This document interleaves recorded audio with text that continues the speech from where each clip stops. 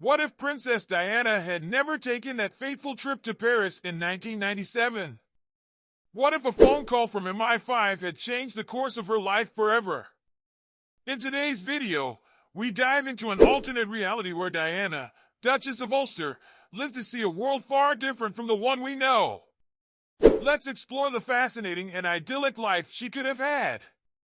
In this imagined world, Diana would have been spared the tragic events of August 31st, 1997.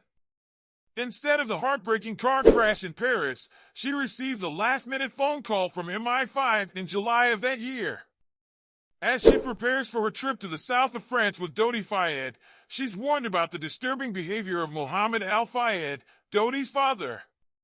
The phone call reveals grotesque allegations that shake Diana to her core.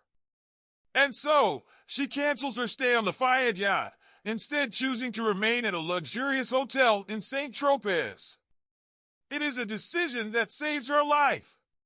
Fast forward a few months, and Diana is approached by the British government to become a trade envoy, a role that allows her to travel the world and use her natural charisma and star power to open diplomatic doors. Gone are the days of relentless paparazzi hounding her every move. Instead, the world now sees Diana as a skilled negotiator and a powerful ambassador for British trade.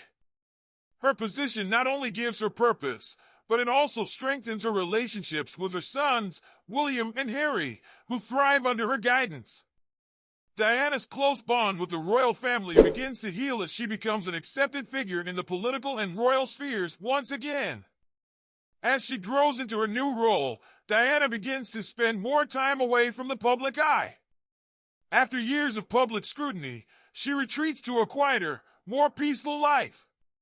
She eventually meets and marries Robert Ulster, a vineyard owner in South Africa, where she helps run the Cape View vineyard.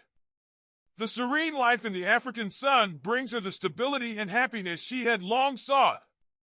She becomes a beloved figure in the local community, taking part in humanitarian efforts and focusing on causes that are close to her heart, all while raising her sons with a sense of freedom and love.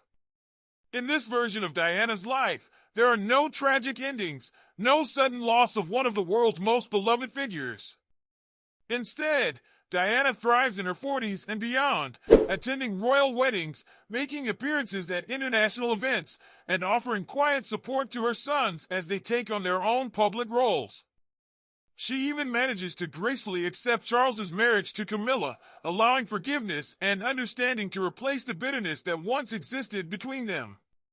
As she moves into her 60s, Diana remains a symbol of grace, strength, and resilience.